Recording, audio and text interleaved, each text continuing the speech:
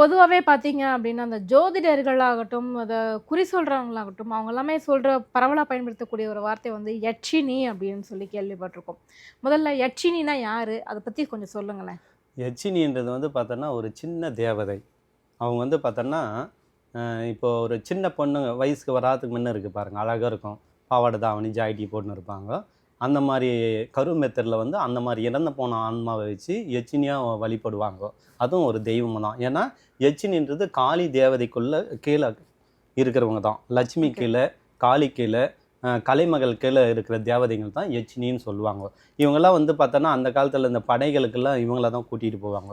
ஏன்னா ம். படைகளுக்கெல்லாம் வந்து பார்த்தோன்னா, நெறைய அதிரடி வேலை செய்வாங்க எச்சினிகள். இதில வந்து பார்த்தோன்னா 64 எச்சினி இருக்கு.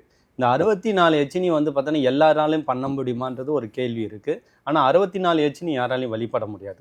ஏன்னா 64 எச்சினி வழிபடுறவங்க நெறைய அதிலயும் ஆபத்துகள் இருக்கு. ஏன்னா மாந்திரீகத்தில நெறைய பிரச்சனைகள் கொடுக்கக்கூடிய எச்சினிகள் இருக்கு. அதனால நம்ம நல்ல விஷயங்கள் பண்ணணும்னா, இப்போ வந்து கரண எச்சினி எடுத்துக்கலாம். கரண எச்சினி வந்து பார்த்தோன்னா, இந்த ஜோதிடர்கள், குறி சொல்றவங்க, மாந்திரீகம் பண்றவங்க இவங்கலாம் வந்து பார்த்தோன்னா, முக்காலத்தையும் சொல்றதுக்காக அத பயன்படுத்துவாங்க.